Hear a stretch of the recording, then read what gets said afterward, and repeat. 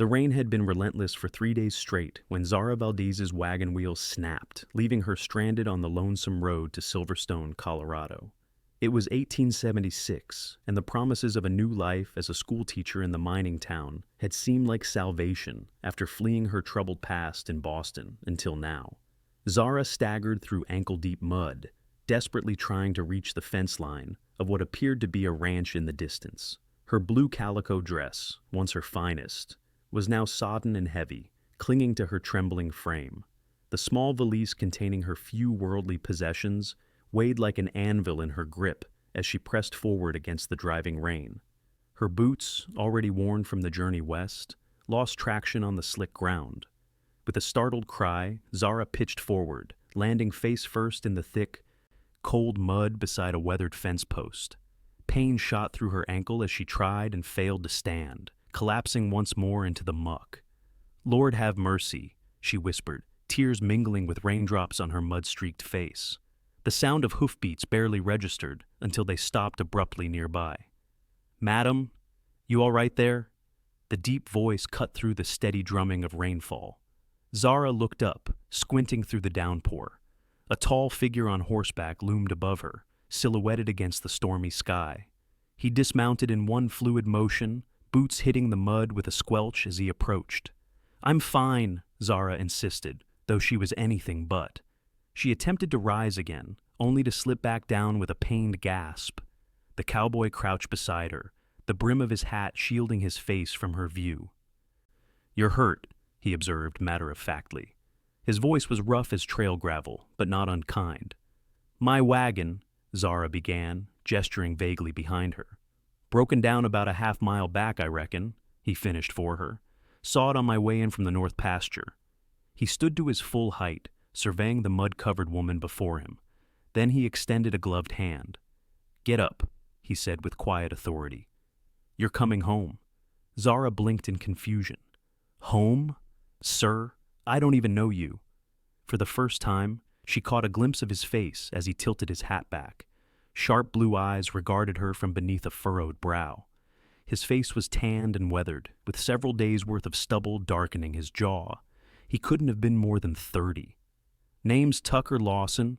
This here's my land you're trespassing on," he said, the corner of his mouth lifting slightly. "And unless you're planning on building yourself a mud hut right where you sit, I suggest you take my hand and come get dried off at my ranch house." Zara hesitated, years of cautious living making her wary of strange men and their offers of assistance. But the rain was turning to hail now, and her ankle throbbed mercilessly. "I'm Zara Valdez," she finally said, accepting his outstretched hand. "I was headed to Silverstone to take up a teaching position." Tucker nodded, helping her to her feet. When she winced and nearly collapsed again, he frowned. "Can't put weight on that ankle, can you?" Before she could answer, he whistled to his horse, a magnificent chestnut stallion that trotted obediently to his side. In one swift motion, Tucker lifted Zara and placed her in the saddle. "My things," she protested, reaching for her valise still lying in the mud. Tucker retrieved it, securing it to the saddle. "Don't worry about your wagon. I'll send my ranch hands to collect it tomorrow." He took the reins and began leading the horse through the rain, one hand resting reassuringly on Zara's knee to steady her. "The lazy L isn't much, Miss Valdez, but it's dry, and my housekeeper makes a mean beef stew." Zara clutched the saddle horn, suddenly overwhelmed by the day's events. "Why are you helping me, Mr. Lawson?" Tucker looked up at her, rain streaming down his face. "Out here, we don't leave folks to die in the mud. That's not the Western way." He turned forward again, adding quietly, "Besides, school teachers are scarce enough in these parts. Be ashamed to lose one before she even got started." The ranch house appeared through the curtain of rain, a sturdy 2-story structure with warm light glowing from the windows. As they approached, the front door flew open, and a plump, gray-haired woman hurried onto the covered porch. "Tucker Lawson! What in heaven's name?" she called, her eyes widening at the sight of the mud-covered woman on his horse. "Mrs. Potts, we've got a guest," Tucker called back, helping Zara dismount carefully. "This here's Miss Valdez. She's had a bit of trouble on the road." Mrs. Potts bustled forward, clucking sympathetically. "You poor dear. Look at you, soaked to the bone and covered in mud. Come in before you catch your death." With Tucker supporting her on one side and Mrs. Potts on the other, Zara hobbled into the warmth of the ranch house. The sudden contrast from the cold and wet outside made her dizzy, and she swayed on her feet. "She's hurt her ankle, Mrs. Potts," Tucker explained, guiding Zara to a chair by the fire. "And she's half frozen." Mrs. Potts was already moving toward the kitchen. "I'll heat water for a bath and bring some of my clothes. They might be a bit large, but they'll be dry." Left alone with Tucker, Zara felt suddenly self-conscious of her bedraggled appearance. "I'm sorry to impose like this, Mr. Lawson." Tucker hung his wet hat on a peg by the door and ran a hand through his damp hair. "No imposition, Miss Valdez. Like I said, we look after folks out here." He crouched down to examine her ankle, his touch surprisingly gentle for such rough hands. "This needs wrapping." "Might be a sprain." Zara winced as he carefully removed her mud-caked boot. "I should be in Silverstone by now. School starts in 3 days, and I haven't even met the town council yet." Tucker's expression turned thoughtful. "Silverstone's still a good 15 miles from here. With this weather and that ankle, you won't be making it there anytime soon." He stood, towering over her chair. "You're welcome to stay here until you're fit to travel. I can get word to the town about your delay." "That's very kind, but—" "No buts," he interrupted. "I've got business in town tomorrow anyway. I'll let them know their new schoolmarm is laid up, but we'll be there soon enough." Mrs. Potts returned with towels and a steaming mug of something that smelled like cinnamon and whiskey. "Drink this, dear. It'll warm you up from the inside. Bath's heating, and I've laid out some clean clothes in the guest room." With gratitude overwhelming her reservations, Zara accepted the mug and took a careful sip. The warm liquid spread through her chest, chasing away the chill that had settled in her bones. "Thank you both," she said, her voice catching. "I don't know what would have happened if Mr. Lawson hadn't found me." Tucker, now standing by the window watching the storm, turned slightly. "Tucker is fine, Miss Valdez." "Then you must call me Zara," she replied, meeting his gaze across the room. For a moment, something passed between them, a flicker of recognition, perhaps, or understanding. Then Tucker nodded once and turned back to the window, leaving Zara to wonder what kind of man would bring a stranger into his home without question. Simply because it was the Western way. The next morning dawned clear and bright, as if the previous day's deluge had never happened. Zara woke in an unfamiliar bed, momentarily disoriented until the events of yesterday came rushing back. Her ankle, tightly wrapped by Mrs. Potts' capable hands, still throbbed dully, but the rest she'd gotten had done wonders for her spirits. She dressed in the borrowed clothes, a simple brown skirt and white blouse that hung loosely on her slender frame, and made her way downstairs, moving carefully to avoid putting weight on her injured ankle. The main room was empty, but voices and the clatter of dishes led her to the kitchen, where Mrs. Potts was serving breakfast to Tucker and 3 other men ranch hands, by the look of their worn clothing and weathered faces. "Good morning," Zara said hesitantly from the doorway. All heads turned toward her, and the ranch hands scrambled to their feet, removing their hats. Tucker rose more deliberately, his eyes taking in her appearance with an unreadable expression. "Miss Valdez," he greeted her. "Hope you slept well." "Like a stone, thank you," she replied, making her way to the empty chair Mrs. Potts was pulling out for her. "Your hospitality is most appreciated." "These are my ranch hands," Tucker said, gesturing to the other men. "Jim Calloway, Pedro Ramirez, and Elias Burke. Boys, this is Miss Zara Valdez, Silverstone's new schoolteacher." The men nodded respectfully, murmuring greetings before returning to their seats. Mrs. Potts placed a plate laden with eggs, bacon, and biscuits before Zara. "Eat up, dear. You need your strength if that ankle's to heal," the older woman instructed. Tucker finished his coffee and stood. "Jim, you and Pedro head out to recover Miss Valdez's wagon. Bring it back here for repairs." He turned to Zara. "I'm riding into Silverstone today. What would you like me to tell the town council?" Zara swallowed a bite of eggs. "Please inform them that I've had a minor accident, but we'll be there as soon as possible, certainly before school is to begin." Tucker nodded. "I'll be back by sundown. Elias will stay here in case you need anything." As he moved to leave, Zara called after him. "Mr. Lawson, Tucker, thank you again for your kindness." He paused in the doorway, hat already on his head. "Just being neighborly, Miss Valdez." With that, he was gone, the sound of his boots fading as he crossed the porch. "Mrs.?" Potts chuckled as she refilled Zara's coffee cup. "Don't mind his gruffness, dear. Tucker's not much for words, but he's got a good heart." "Has he lived here long?" Zara found herself asking. "Born and raised on this ranch," Mrs. Potts replied, settling into the chair Tucker had vacated. "His pa built this place from nothing. When the influenza took both his parents 5 years back, Tucker kept it going, despite being barely more than a boy himself." Zara glanced around the well-kept kitchen. "He's done well, it seems." "Hasn't been easy," Mrs. Potts said, lowering her voice though the ranch hands had already filed out. "The Lazy L isn't the biggest spread around, and there've been hard times. Drought 2 summers ago nearly ruined us. But Tucker's stubborn as a mule and twice as determined. He's not married." The question slipped out before Zara could stop it, and she felt heat rise to her cheeks. Mrs. Potts gave her a knowing look. "No, though not for lack of interest from the local girls. Tucker says he's married to this land." She patted Zara's hand. "Now, eat your breakfast before it gets cold." The day passed slowly. Zara found herself a seat on the front porch where she could rest her ankle on a stool and enjoy the Colorado sunshine. Mrs. Potts brought her mending to keep her company, and they chatted as the older woman's needle flashed in and out of fabric. "What brings you all the way from the east to teach in a mining town, if you don't mind my asking?" Mrs. Potts inquired. Zara hesitated, choosing her words carefully. "I needed a fresh start. My father died last year, and there was nothing left for me in Boston.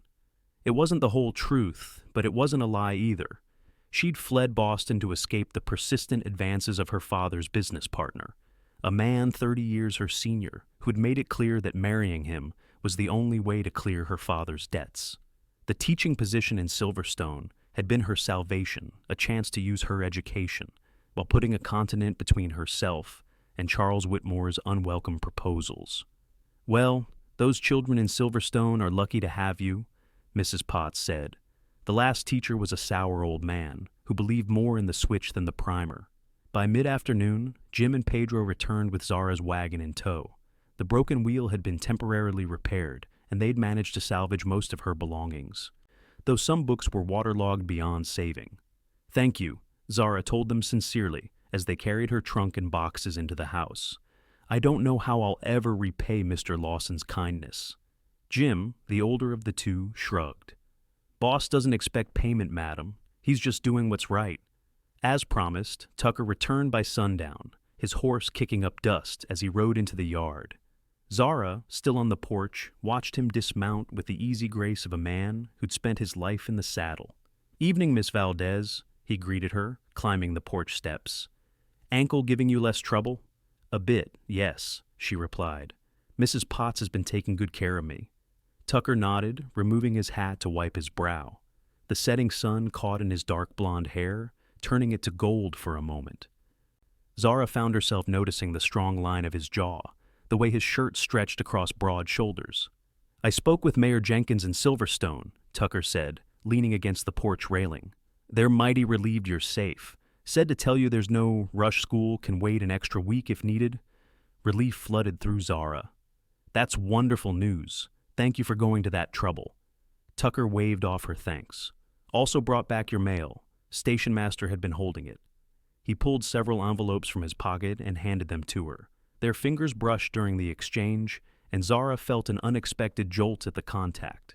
Tucker seemed to feel it too, for he withdrew his hand quickly, clearing his throat.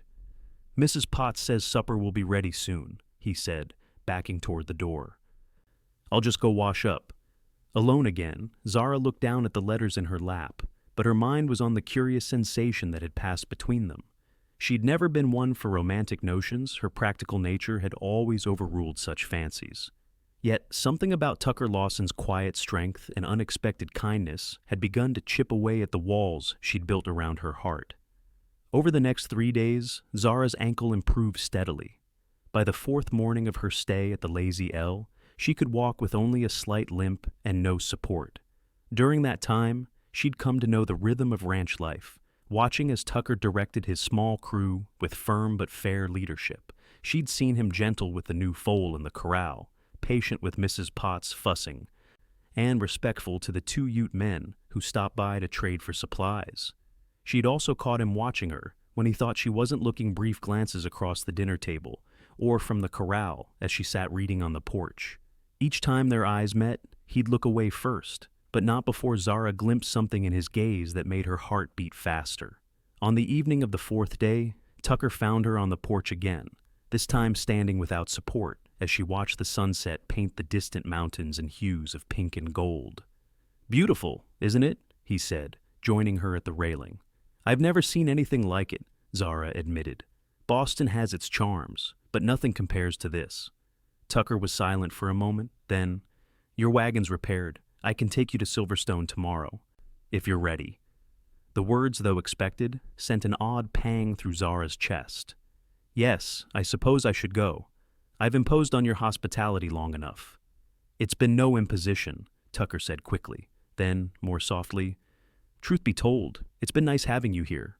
The place feels different with you around." Zara turned to face him, surprised by the admission. "Different how?" Tucker seemed to struggle with his words, his usual confidence faltering. "Brighter somehow.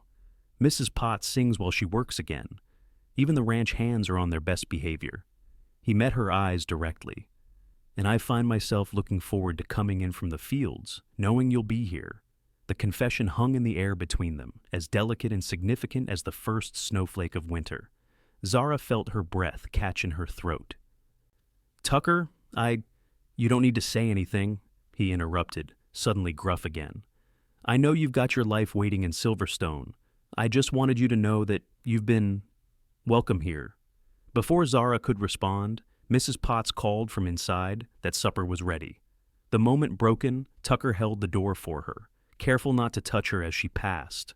That night, Zara lay awake in the guest room, her thoughts in turmoil.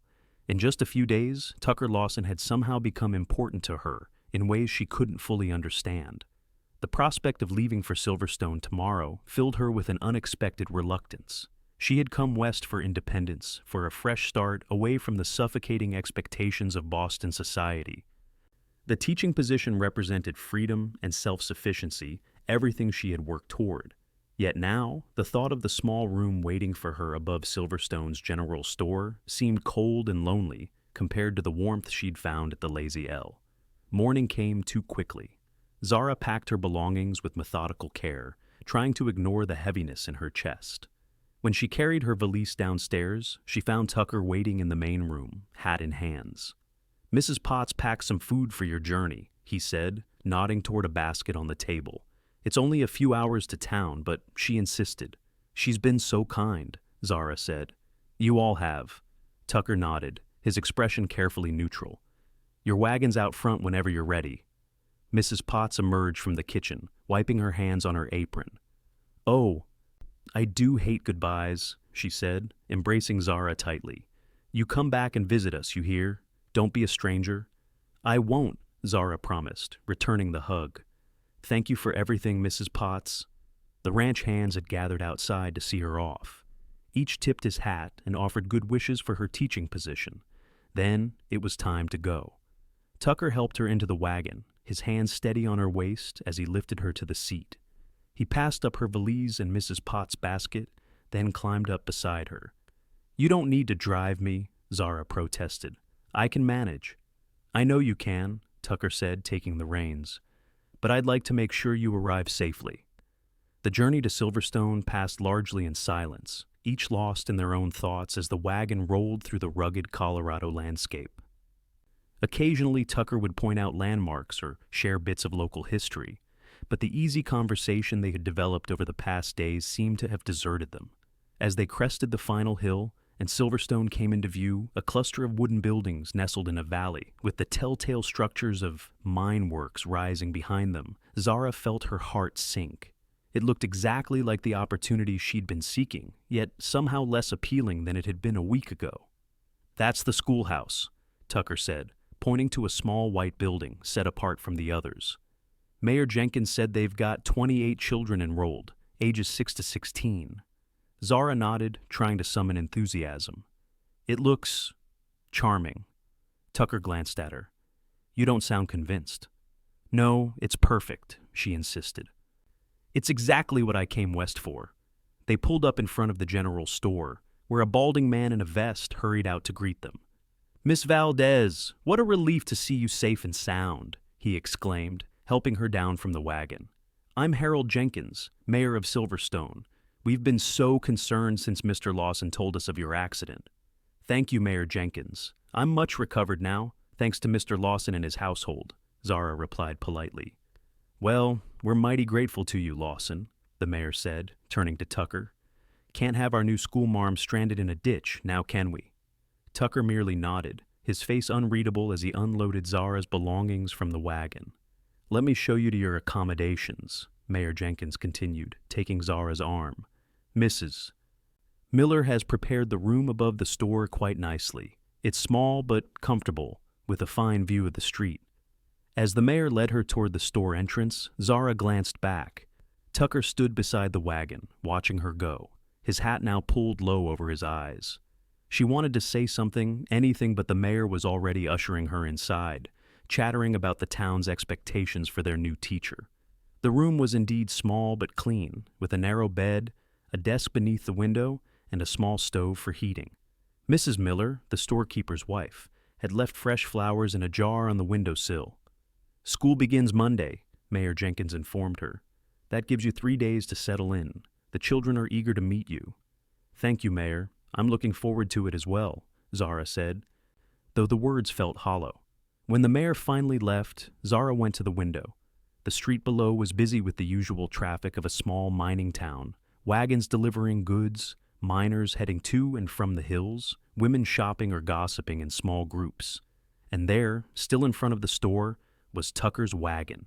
He hadn't left yet. Instead, he appeared to be in deep conversation with a man Zara didn't recognize. As she watched, Tucker nodded several times, then shook the man's hand firmly. Without thinking, Zara hurried downstairs and out onto the boardwalk. Tucker looked up as she approached, something like surprise crossing his features. "You're still here," she said, immediately feeling foolish for stating the obvious. "Just taking care of some business," he replied. "This here's John Mercer, owns the smithy in town." Zara acknowledged the blacksmith with a nod. "Mr. Mercer." "Madam," the blacksmith replied, touching his cap. "I'll have those horseshoes ready by next week, Lawson." With that, he excused himself, leaving Tucker and Zara alone on the busy street. "How's your room?" Tucker asked after an awkward pause. "It's fine, smaller than I expected, but adequate." Zara clasped her hands tightly in front of her. "I wanted to thank you again for everything, for finding me that day in the mud, for taking me in." Tucker shook his head. "No need for thanks." Another silence fell between them. Around them, the town continued its daily business, but to Zara, it felt as though they stood in a bubble of stillness. "I should get back to the ranch," Tucker finally said, reaching for the wagon's reins.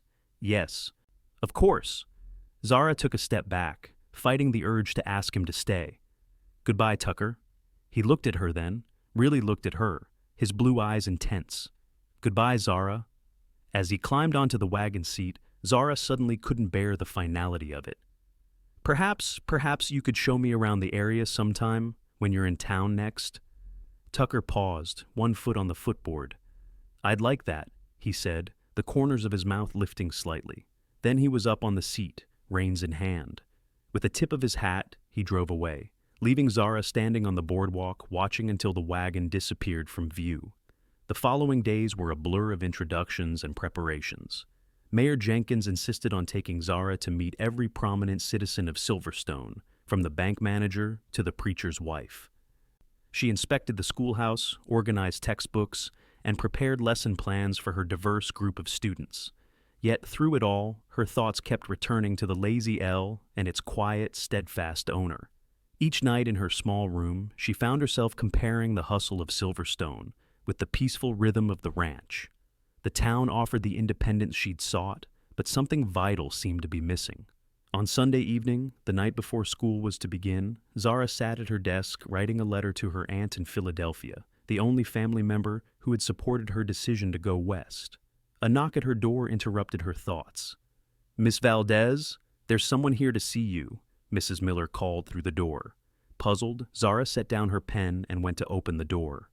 Mrs. Miller stood there, a knowing smile on her face. "Mr. Lawson is waiting downstairs," she said. "Says he has something for you." Zara's heart skipped a beat. "Thank you, Mrs. Miller. I'll be right down." After a quick glance in the small mirror to tidy her hair, Zara descended the stairs to the store below. Tucker stood by the counter, hat in hand, looking distinctly out of place amid the bolts of fabric and jars of candy. "Tucker?" she greeted him, unable to keep the pleasure from her voice.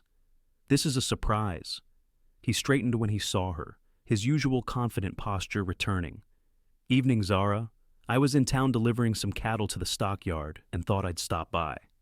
Mrs. Miller busied herself rearranging items on a nearby shelf, not even pretending she wasn't listening. "Perhaps we could step outside," Zara suggested. Tucker nodded gratefully, and they moved to the boardwalk in front of the store. The evening was cool but pleasant, with stars just beginning to appear in the darkening sky. "You said you had something for me?" Zara prompted when Tucker remained silent. "Oh, right." He reached into his coat and pulled out a small package wrapped in brown paper. "Mrs. Potts sent this along. Said you'd mentioned losing some books in the rain." Zara unwrapped the package to find a beautifully bound copy of Pride and Prejudice. "Oh, this is wonderful," she exclaimed. "Please thank Mrs. Potts for me."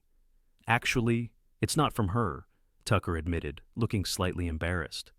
"I remembered you talking about it being your favorite, and how your copy was ruined. Found this at the booksellers in Crawford when I was there yesterday." Touched beyond words, Zara clutched the book to her chest. "Tucker, that's incredibly thoughtful. Thank you." He shrugged, as if it were nothing. "How are you finding Silverstone?" "Everyone has been very welcoming," Zara said carefully. "The town has high hopes for the school." "But?" Tucker prompted, sensing her hesitation. Zara sighed. "But it doesn't quite feel like I expected. I thought I'd arrive and immediately know this was where I belonged." She looked up at him. "Is that foolish?" "Not foolish at all," Tucker said quietly. "Some places take time to feel like home. Others—" He trailed off, looking out at the street.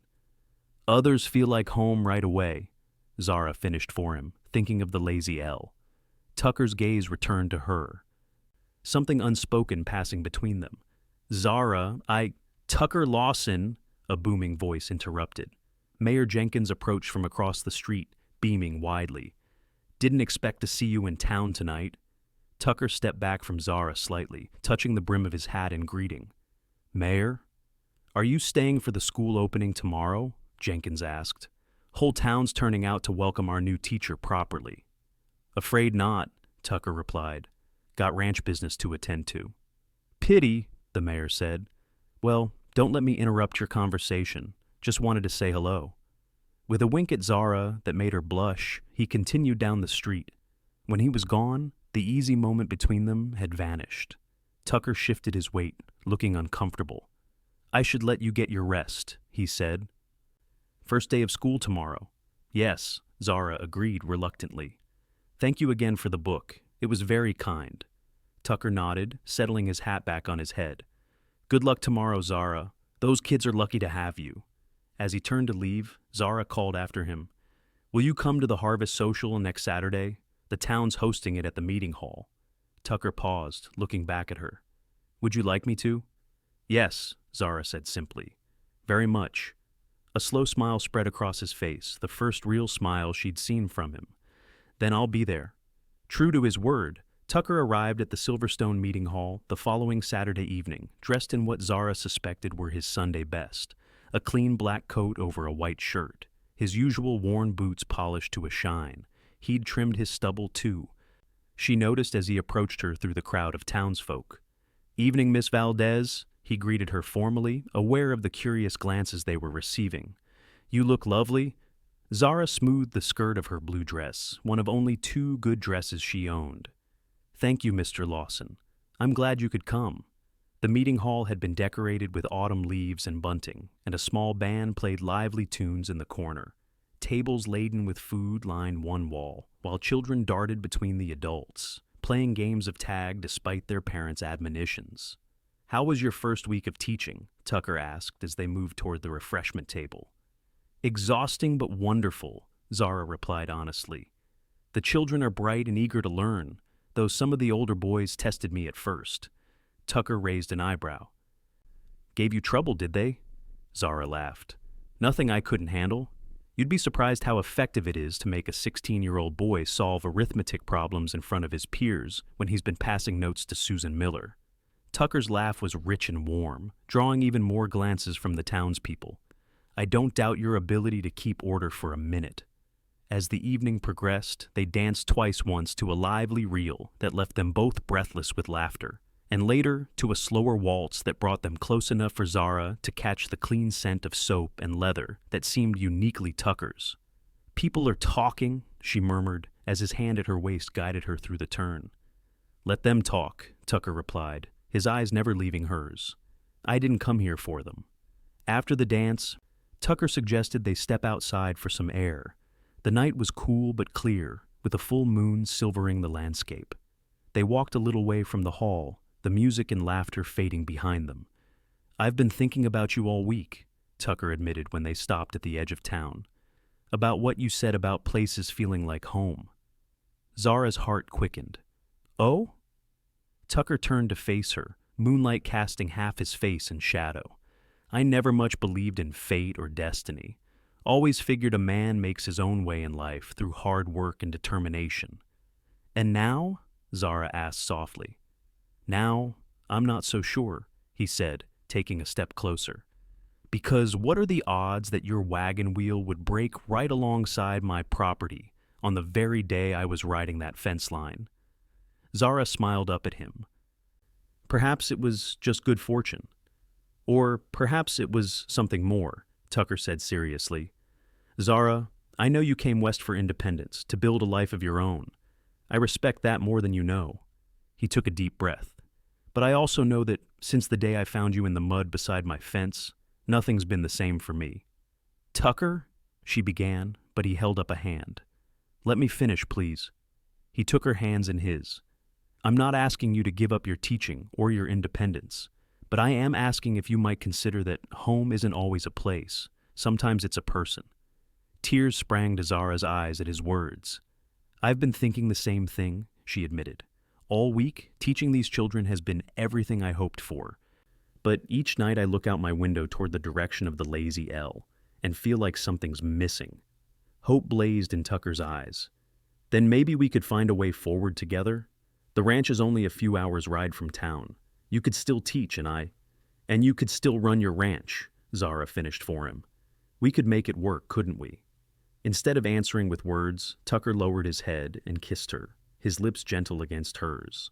Zara's arms slipped around his neck as she returned the kiss, everything finally falling into place. When they broke apart, Tucker rested his forehead against hers. "That day in the rain, when I told you to get up, that you were coming home, I had no idea how right I was." Zara smiled up at him, her heart full. "It just took me a little while to realize where home really was." 6 months later, Zara stood on the porch of the Lazy L, watching as Tucker rode in from the north pasture. The spring sun warmed her face as she waved to her husband, the gold band on her finger catching the light.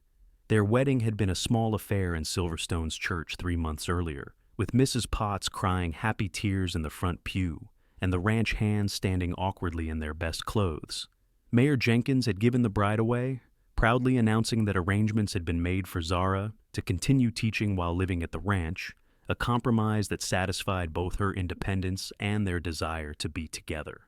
3 days a week, Tucker drove Zara to the schoolhouse in the morning and picked her up in the afternoon. The other 2 days, a reliable older student named Thomas rode with her in exchange for extra tutoring. The arrangement worked perfectly, allowing Zara to pursue her calling while building a life with Tucker. The Lazy L had flourished too.